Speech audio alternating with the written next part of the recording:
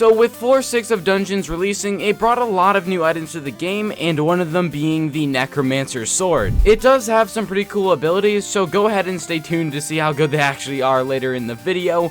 Now, I do say this every single time, but if you are not subscribed, please consider subscribing. Trust me, you don't want to be missing out on any other videos on the channel because we have some pretty amazing stuff coming soon. Anyways, enjoy me spending millions of coins on the new update items. So let me just say, these Necromancer items are so expensive. Well, the sword isn't that expensive. The armor isn't totally expensive, though there's only one item that's super expensive, and that's the chest piece. Everything else is pretty cheap. But that's kind of beyond the point, and the reason we're actually buying, the full armor set and the sword at the same time is because these items, they work best when they're used together. The Necromancer Sword, it has 250 damage, 125 strength, 125 defense, and then it has the item ability called Raise Souls, which is actually the same as the Reaper Scythe. What this ability does though is that when you kill a mob, you can then summon that mob to be your sidekick. I guess that's the best way to explain it. And then as you see towards the bottom, it says the maximum amount of souls, or in this case, the summoned mobs will be 2. But if we search up Reaper Scythe and then check this guy out, the max souls is only 3. So the Reaper Scythe, it does have a little bit more souls, but if we take a look at the Necromancer armor, you can see that each piece gives you an extra soul, which means in total, we can have 6 summoned mobs at a time. Now, as I was saying a little bit earlier, the set is kind of expensive, and the main reason for this is because of the chestplate price. But anyways, the boots cost about 1.7 million coins, the helmet is around 1.9 mil, the leggings are about 9 million, and the most expensive part, the Necromancer chestplate, which is 53 million coins. But yeah, as I said, each piece gives you an additional soul, but on top of that, if you have the full set bonus, it will increase the damage by all of your mobs by 20%. Anyways, I already do have a Necromancer sword. It's kind of maxed out, not completely. We can finish up some stuff to it a little bit later. Necromancer Boots, 1.67 mil. We got the helmet for about 2 million, and let's purchase that one. And the leggings, and a purchase. And then the chestplate, 54 million coins. Let me just say, my co-op member might hate me after this because it's so much money down the drain, but boom, there we go. We purchased the full set. Anyways, we threw the set on, and then we should be getting a total, oh, that's a soul? And we just click on it. Yo, that's actually so cool. And then we click, and then we just pick up their souls, and then when we, have the chance, when we, Why? Every single video, I get a potato. Every single time I do a testing, I somehow get a potato, and I see a comment saying, are we not going to talk about the fact that he just got a potato?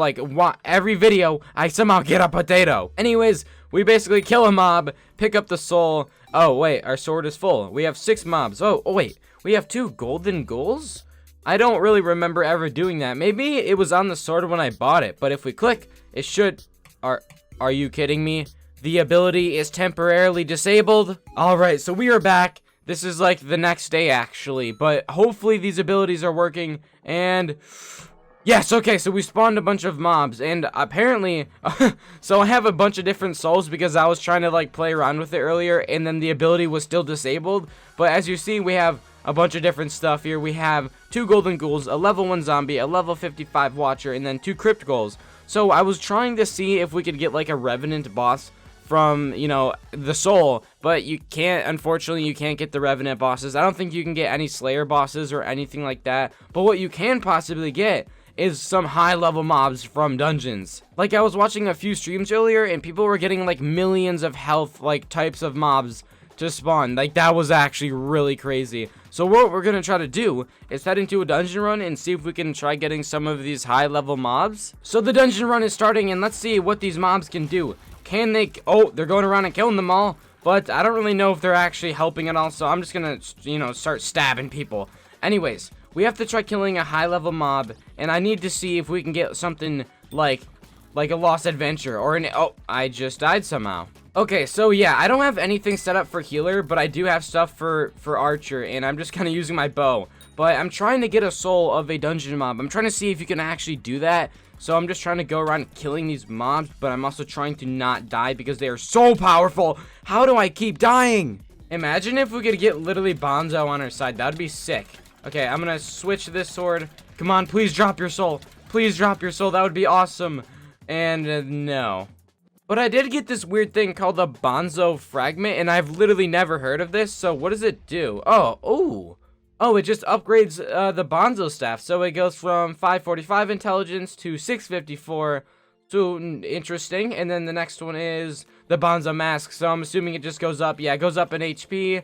It goes up in intelligence as well, so that's pretty cool. So one thing that we did kind of forget to do was we bought this, you know, this full Necromancer set, but we didn't even reforge it. We didn't really do anything. We didn't add any enchantments. We didn't, you know, 5-star it. We didn't do literally anything to it. So that's one of the main reasons why I kept dying over and over. So let me see what essence it actually takes to, you know, craft it and upgrade it. So it does take Wither Essence, and I think I have, like, no more. Yeah, I have 22 Wither Essence, so what I'm going to go ahead and do is just find, like, a friend who can upgrade it all for me, and then we got to get the enchantments for it, we got to get the hot potato books, and, yeah, I'll be back.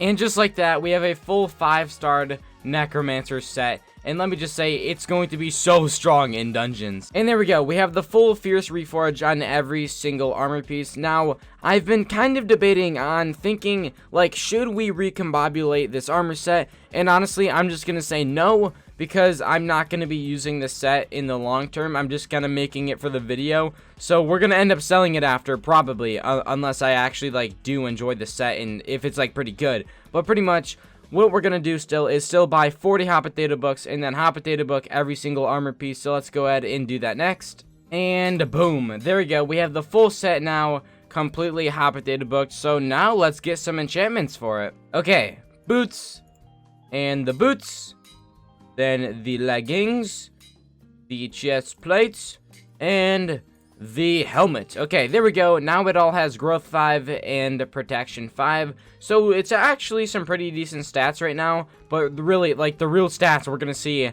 how it does in dungeons. I feel like we're going to have a decent amount of defense now and a pretty good amount of health. So currently outside of dungeons, right now, we have 2,245 health, 1,196 HP. Then we have 521 strength. And then 100% crit chance, obviously, and then crit damage, we have 260%. So once we go into dungeons, we'll check out these stats once again, and then we'll see if it's, like, we'll see how good it is. Okay, so we're in the dungeon run now, and now we have 4,500 health, we have 2,600 defense, 510 strength, 300% crit damage. Now, not terrible. I mean, I can't really be complaining at all, but that's some pretty good defense right off the start.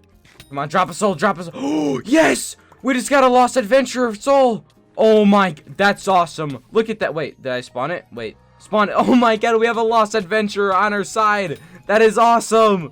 Oh my god, that's actually so cool. Spawn up the Lost Adventurer. Let's see how much damage this guy deals. Oh, he deals about 9k damage. That's actually kind of bad. But at the same time, I mean, it doesn't, I mean, like, it's not, like, affecting us at all. It's just helping us. Another question, can we possibly get a runic mob as a soul? Obviously we didn't get it right there, but I'm actually curious, is it possible to have a runic mob as a soul? Like, runic mobs, their health is basically like quadrupled, so if we got that, we would have so much more health on our mobs. Okay, so we're pretty much almost done with the dungeon run, but quickly, we saw the stats in the beginning, but now look at the stats now. We have 8,500 health, almost 3,500 HP, then we have 825 strength, 464% crit damage. So as you can see, we have really high health and defense. I think, like, this set is pretty good.